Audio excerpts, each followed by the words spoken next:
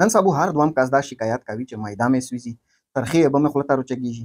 نو دا ولې دا کیسه دا رازویده شوې ده؟ دغې څه وجه ده چې مخته دا کیسه نه وه، نن سبا دا زویده شوې ده. دغه ویډیو شی زه نن اول تاسو ته وجوهات وښایم، بیا به دوه طریقې در وښایم چې تاسو څرنګه د دغې شي نه ځون بچ کوی شئ. ټول نه غوټه وجه دا ده چې کوم خلک غوړ شیونه ډېر خوري یا ترخه شیونه ډېر خوري، د هغې د معدې تیزابیت زیاتېږي.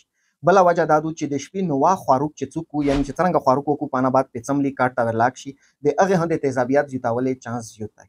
هغه خلک چې کوم چای، کافي، 7 اپ، سټینګ، پیپسي دا بوتلې چې زیاتې شي، هغې شی هم دا چانس شته چې د تیزابیت په شی زیات شي او تکلیف ورته زیات شي. اور چې څوک ډېر خواروک وو، یعنې تر خولې پوره چې ځون ډک وو، هغه خلک شی هم دا مسله راتللی چانس ډېر وي.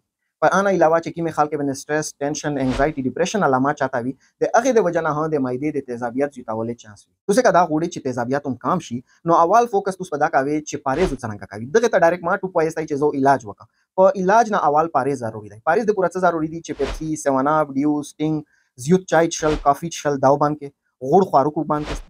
د بازاره خواروک کم کړئ. په دا نه علاوه ترخه مرچ چې کوم دي دا کم کړئ. د شپې چې څملې خواروک په انا 3-4 غنټې اول کړئ. یبو زیات چښئ.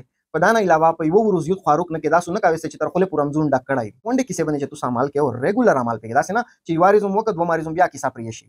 ریګولر عمل چې په وکړئ نو د تاسو تیزابیت کم شي او تاسو ته د دوايي لوړ ضرورت وي هم نه.